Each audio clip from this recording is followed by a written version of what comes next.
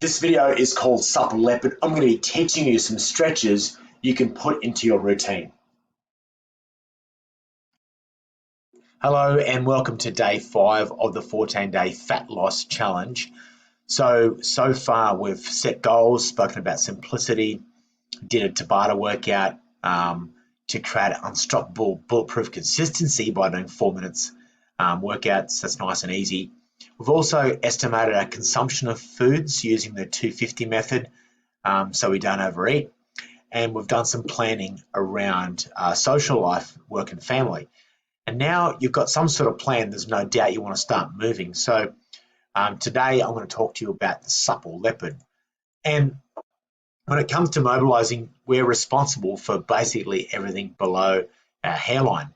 You know, as one of the key pillars of EPT, recovery is vital, especially if we expect our body to perform and improve each day. We can't deny that. We have to listen to that, especially as we get older. In becoming a Supple Leopard, Dr. Kelly Starrett, founder of mobilitywod.com, he shares his revolutionary approach to mobility and maintenance of the human body, and he teaches you or us how to hack our own movement, allowing us to live healthier and living more fulfilling life. This is all part and parcel, of course, of a holistic approach. Kelly's recommendation, and I also offer this to my clients, is to spend at least 10 or 15 minutes every single day on solving your mobility restrictions. Over the course of the week, you should visit each area of your body at least once and cycle through all those body archetypes, he calls them, at least twice. So according to Starrett, there are several body archetypes, 4 for the shoulder girdle and 3 for the hips. These archetypes are ideal positions that represent the stable positions for the hips and shoulders and encompass the entire range of motion for most shoulder and hip movements. Basically, so you're nice and smooth and you get into those ideal positions. So they exemplify common movement patterns that are not only used in weight room, but also activities in daily life. Most people mobilize one region of body, or even if they have a few go-to mobilizations that they do every single day, but that's not it. You know, don't make these mistakes. If you're having trouble hitting all the body area archetypes with your own stretching routine, you can use this template session that I'm going to share with you now as a bit of a general guide. So the task today is to spend the 12 minutes, and that's been calculated according to the exercises and the duration. Spend that time going through this sample routine. So all the exercises are listed there. And this routine will hit each archetype. And if you don't have time, pick a mobilization that is ideally one that will resolve or even improve one of your weaknesses. Maybe your lower back hurts from driving all day, or you want to spend a bit extra time on your squat. Then do the squat mobilization, glute smash, floss, 1 minute drill on each leg. The key is to dedicate at least one mobilization to the problem each day, whether it's a position that needs work or a pain-related issue, and then move on to the next position that needs attention. In this video, I'll demonstrate one for each of these archetypes as mentioned, and they're just my selections of each, and definitely something you can look at even by purchasing the book, looking to it more as actually a workout rather than just a stretching routine that is secondary to a primary workout. Consider it actually as a main workout. So I'll go through and demonstrate these videos and discuss some key points in each video. This stretching workout is called the Full Body Supple Leopard workout. It's based off the exercises used out of Become a Supple Leopard by Dr. Kelly Starrett. I'm demonstrating one exercise for each archetype. The first one is an overhead T-spine extension, which is ideal for the squat archetype. Reach over behind you and then, just position that foam roller underneath your lower rib cage. Reach up overhead and notice my elbows are locked out and my armpits are forward and I'm actively reaching towards the ceiling. Lean back if you've got a barbell or a dumbbell or something that's obviously a bit of weight in it.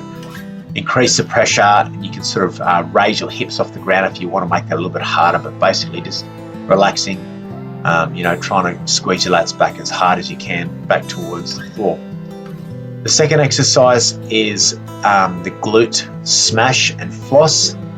That's going to help with the squat archetype.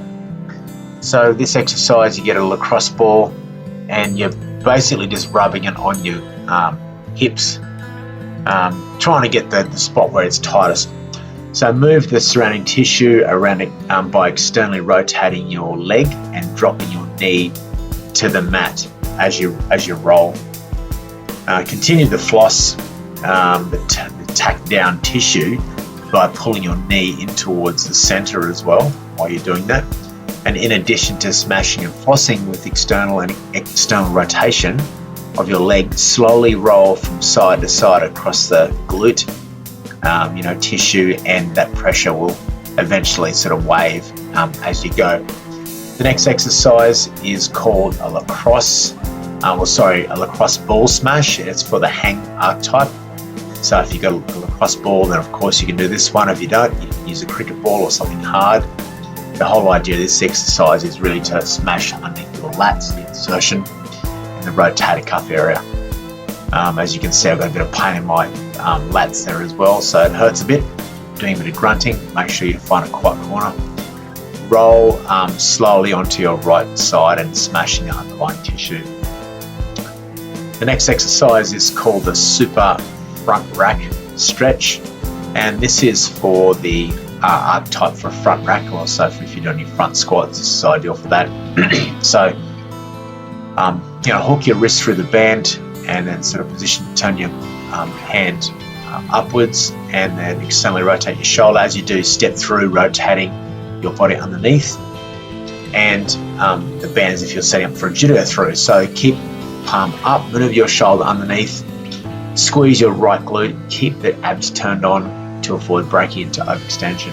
Just keep that position, and then really fight against letting that band pull your arm back too far. And of course you do the same thing as you do one side on the other.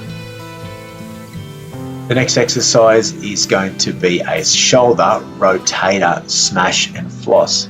This is another really good one, especially for front positions as well as squat positions. You're working on loosening up the shoulders. So this exercise requires you, of course, to have another ball as well, and you sort of position that ball right above the insertion of your lat near your armpit. This is where the external rotators insert behind your shoulder, and it's important to note that there's no right or wrong way. The goal is to get the same pressure on the ball, and if you want something a little more aggressive, roll onto your side to get some additional weight over onto your shoulder. Move that in and out, sort of rotate down towards your hand, down towards the ground. Call it like a 90 degrees position, internal, external rotation. From here you can continue to move your hand backwards and forwards as well, and that's a really good exercise for any sort of thing to loosen up around the shoulder joints, the armpits, and get a lot of soft tissue recovery work happening. The next exercise we are going to discuss here is called the banded hip extension. It's for the pistol archetype, so if you're having trouble doing the one-legged squats or any sort of standard work here, this exercise is really good. So you get a band, put it around a squat rack or something sturdy, and then you hook the band around the back of your hamstring, just underneath your glute fold, and sort of keeping your left foot sort of internally rotated in this position here. Sort of squeeze your left glute and keep your belly tight. Really try and sort of keep yourself nice and active in that stretch. So with the band distracting your femur into your front of your hip socket, slowly shift your weight forward over the grounded knee. Notice that I move my entire body rather than thrust my hips forward, especially when I want to add a little bit more weight. So for ultimate results, you can even hook your rear foot around a weight, so you can bias internally rotation around your hip, which is the stable position for your hip as well. So you can mess around with that one. You'll find that's a really good stretch. It distracts that femur around the hip joint. The next exercise is called a couch stretch, and this is great for a lunge archetype. So really, if you're working any lunges and you want some more range of motion, this is a great exercise for distracting that particular area. So find a bench, or if you're in a living room, you can use a couch. Start on all fours, and then back your feet up to the side of a box or a couch or a bench. Slide your left leg back, or in this case I put my right leg back. Drive your knee up into the corner position and get that nice full position that I've already got there now. You lean back into that, and sort of after hanging that previous position for a minute or two, you can lift your torso. And if you find it difficult to support your weight or your upper body from the upright position a chair in front of you if you want that extra support, and then try and push your hips nice and forward so you're getting a good stretch from the top of your hip flexors. This last stretch is called the sink mobilization, and this is a really good stretch for any sort of press work you do, overhead press work you do, or bench press. So grip the barbell with your palms, and then of course lean into that and sink into that. Try and keep your elbows as close as possible as you can to the back. As you sink down to that stretch, you'll really feel that through your shoulders.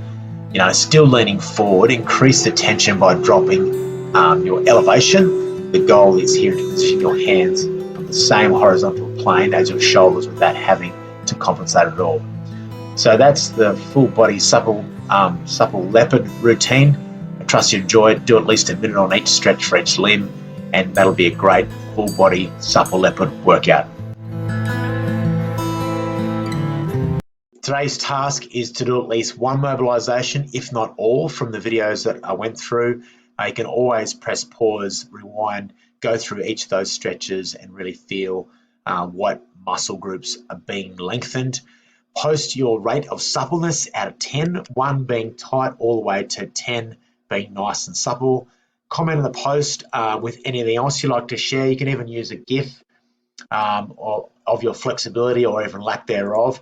And then tomorrow we'll be discussing win the morning, win the day. And here I'll be talking through the benefits of waking up early, and when knowing your chronotype can not only boost your productivity, but it can also help you better understand your body's needs. See you tomorrow.